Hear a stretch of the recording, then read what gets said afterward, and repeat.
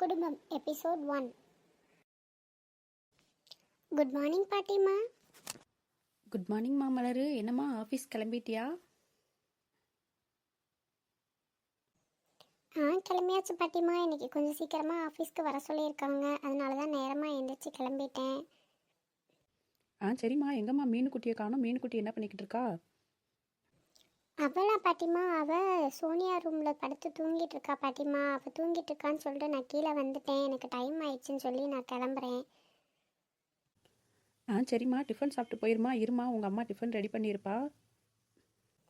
ஐயோ இல்லை பாட்டிமா, எனக்கு ரொம்ப டைம் ஆயிடுச்சு, நான் சீக்கிரமாக கிளம்பணும். அடியே மலரு, டிஃபன் ரெடி ஆயிடுச்சுடி, இருடி 2 வாய் சாப்பிட்டு போயிடுவேன். எப்போ பார்த்தாலும் காலையில் சாப்பிடாம போகிறதே உனக்கு வேலையாக போச்சு. சீக்கிரமாக அல்சர் வந்துடும்டி. இல்லை மாம், எனக்கு டைம் ஆயிடுச்சு, எனக்கு ஒர்க்கு தான் மாம் முக்கியம். நான் கிளம்புறேன் மாம். சாப்பாடெலாம் நான் போய் கேன்டீனில் சாப்பிட்டுக்கிறேன் மாம். என்னைக்கு தாண்டி நீ சொல் பேச்சு கேட்டிருக்க? இப்படியே காலையில் சாப்பிடாம இருந்து நீ உடம்பை கெடுத்துக்க தான் போகிற பாரு. சரி கிளம்பு, மீனுக்குட்டிக்கு நான் சாப்பாடு ஊட்டிக்கிறேன். ஓகேம்மா, பாய் பாய் பாட்டிமா. என்னைக்கு தான் அத்தை இந்த கழுதை சொல் பேச்சு கேட்பான்னு தெரியல. சரி விடு மகா, சின்ன வயசு தான் ஆகுது, அவள் அப்படி தான் இருப்பா. என்னங்க அத்தை, சின்ன வயசு ஆகுது, கல்யாணம் ஆகி ஒரு குழந்தை இருக்குது. இவள் சொல் பேச்சே கேட்கவே மாட்டேங்கிறா. இவள் நல்லா இருந்தால் தானே நாளைக்கு இவள் குழந்தைய பார்க்க முடியும். இவள் எப்படி இருந்தால் எப்படிங்க அத்தை பார்க்கறது? சரி விடுமா, அவளுக்கே கல்யாணம் ஆகி சின்ன வயசுலேயே அவள் கணவனை இழந்து சின்ன குழந்தைய வச்சுக்கிட்டு தனியாக தவிச்சுக்கிட்டு இருக்கா. இப்போ தான் கொஞ்சம் மனசு தேறி லைஃப்பை பார்க்க ஆரம்பிச்சிருக்கா. அவளை போய் நம்ம எதுவும் டிஸ்டர்ப் பண்ண வேண்டாம். கொஞ்சம் கொஞ்சமாக அவள் நார்மல் லைஃப்க்கு வந்துடுவா.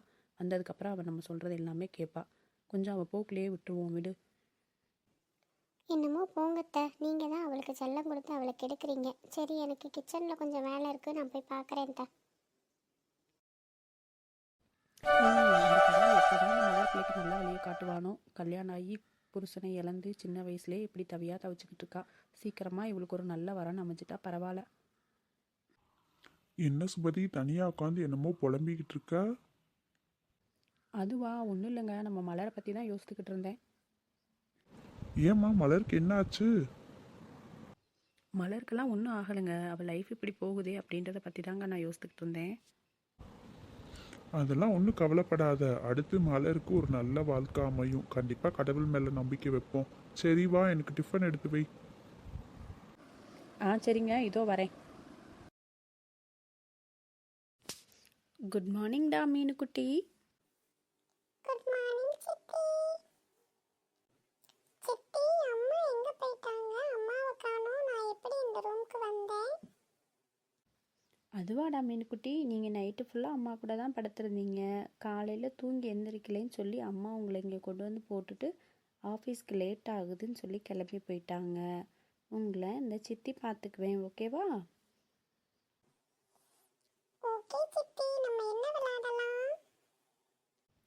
ஃபஸ்ட்டு மீனுக்குட்டி தூங்கி எந்திரிச்சு ப்ரஷ் பண்ணிட்டு டாய்லெட் போயிட்டு கீழே போய் மம்மம் வச்சுருப்பாங்க, சாப்பிட்டு அதுக்கப்புறம் விளையாடுவோம், ஓகேவா?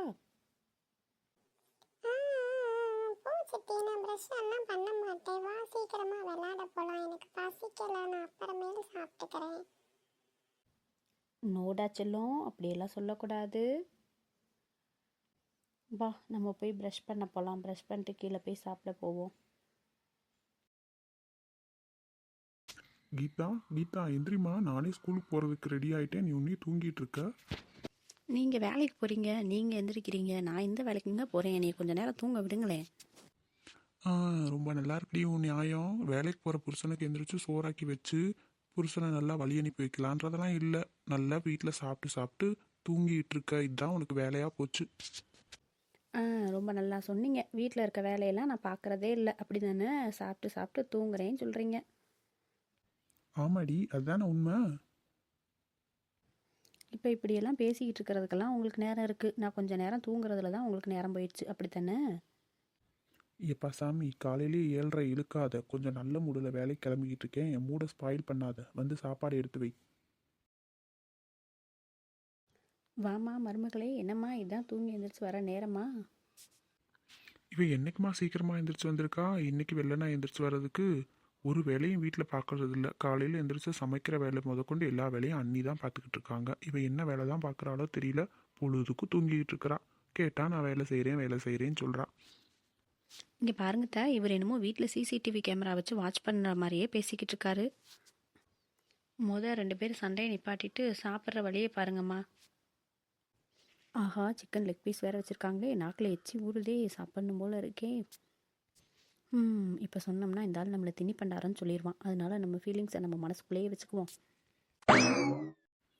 என்னமோ வாய்க்குள்ளேயே முடங்கிட்டு இருக்க மாதிரி தெரியுதே. அதுவா, அது ஒன்றும் இல்லைங்க, உங்களுக்கு வேலைக்கு டைம் ஆகலையா? சீக்கிரம் சாப்பிட்டு கிளம்புங்க. சரிம்மா, நான் கிளம்புறேம்மா. நான் வரேங்கிட்டா, பாய். ஆஹா, எல்லாரும் கிளம்பிட்டாங்க. இதுதான் ஒரு சான்ஸு, நம்மளும் சிக்கனை ஒரு பிடி பிடிச்சிட வேண்டியதான். ஆஹா, என்ன டேஸ்ட்டாக இருக்குது சிக்கனு. அன்னி கைப்பக்குவமே தனி தான்.